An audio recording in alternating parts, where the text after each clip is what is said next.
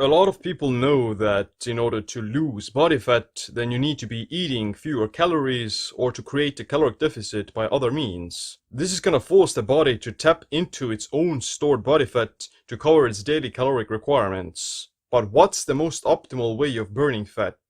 In this video, I'm gonna tell you when does your body burn the most fat. The process of burning fat is called lipolysis, during which your body breaks down triglyceride molecules. They're digested and shuttled into the mitochondria to produce ATP.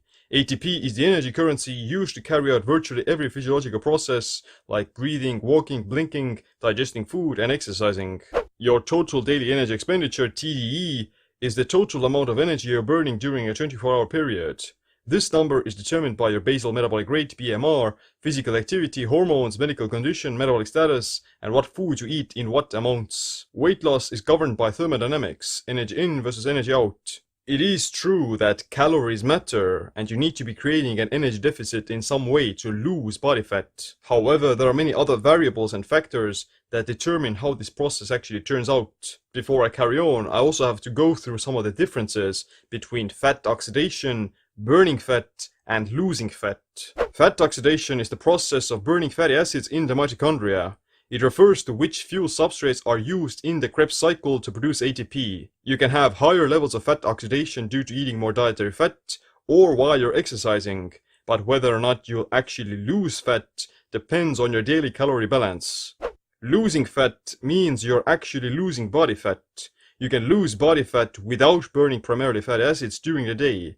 But if you're at a calorie deficit, eventually you will tap into oxidizing the fatty acids stored in your adipose tissue. Burning fat is just a term used to describe fat burning. What it actually means is context dependent, and people just use it to either explain what their goals are, how they exercise, or how they feel. It's basically synonymous with both fat oxidation and losing fat, depending on the context. When it comes to exercise, then fat oxidation in the mitochondria occurs in the absence of glucose. High-intensity exercise like sprinting and weightlifting exceeds 65% of your VO2 max, which requires glycogen to be used for energy. Lower intensities that stay under 65% like jogging, cardio, or easy calisthenics burn primarily fatty acids because the intensity is lower. So, you can burn a whole lot of fat during exercise but still end up not losing body fat because you're not at a calorie deficit. And you can lose body fat without necessarily oxidizing a lot of fat during the day. The determining factor is energy balance and the hormonal environment that your body is in. But how long does it take for you to start burning body fat? Before your body can access its own stored body fat, you need to deplete your liver glycogen stores as to signal the requirement for burning more energy. The liver controls most of the metabolic processes that determine daily thermodynamics and energy expenditure. When the liver gets depleted of energy, it's going to switch its metabolic gear from running on glucose into provisioning energy with fatty acids and ketone bodies. Those fatty acids will come from the triglycerides stored in your adipose tissue. It takes about 20 to 24 hours of not eating to fully deplete liver glycogen. You can speed up the process with things like exercise, breathing really fast, or restricting your carbohydrate intake. It takes about 60 to 120 minutes of moderate to high intensity exercise to already deplete liver glycogen and convert over to fat burning, unless you literally eat a bagel or drink sugar during the workout. However, like I said already, you don't necessarily have to be burning fat to lose fat. So the most important variable is the calorie deficit when it comes to actually losing body fat. The important part is when your body burns the most amount of body fat to optimize that process.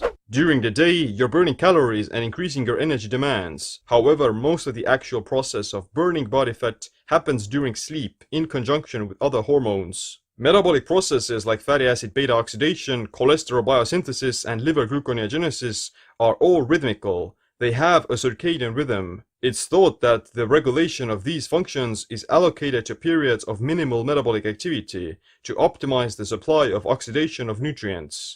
Your metabolic rate is the lowest during sleep, wherein you're not burning a lot of calories because of not moving around. However, it's also due to the body wanting to focus on repairing itself from daily activities, consolidating memories, going through autophagy, building tissue, and burning fat. That makes perfect sense because imagine if you just went out and ran a marathon, then of course you may lose some water weight and you're gonna burn thousands of calories. but you're not immediately going to lose that same amount of calories from your body fat. After you've slept and recovered from the day and recovered from the exercise, that's where your body is actually going to burn that body fat. If you're awake, then you have higher levels of cortisol and other stress hormones that keep your body in the sympathetic awake state. In order to actually start burning the fat, it needs to go into a parasympathetic state of more relaxation, and that happens when you're sleeping. This is also the reason why chronic stress and sleep deprivation are common causes of weight loss plateaus and fat gain. 48% body fat. It is true that you can still be lean and have muscle even if your sleep is suboptimal. However, it's just gonna be much more difficult. Here are a few examples of how sleep deprivation slows down fat loss. Just 4 nights of sleeping about 4.5 hours reduce people's insulin sensitivity by 16% and make fat cells 30% more insulin sensitive. This makes your body less capable of metabolizing carbs and promotes storing them as fat. Sleeping 5.5 hours instead of 8.5 per night results in a lower proportion of energy being burned from fat and more of it coming from carbohydrates and protein. This predisposes you to fat gain and muscle loss. If you won't be able to work out at your best, you just won't be able to progress and you'll hit a plateau. Short sleep durations are also associated with reduced leptin, the satiety hormone, and elevated ghrelin, the hunger hormone. You'll feel less satisfied with eating while simultaneously being hungrier for more junk food. Approximately 70% of the daily pulses of growth hormone occur during slow wave sleep or deep sleep.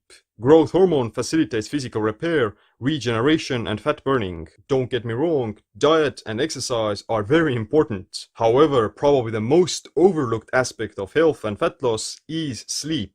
If you want to know how to sleep better, get more deep sleep, correct your circadian rhythms, and improve overall recovery, then check out my total sleep optimization.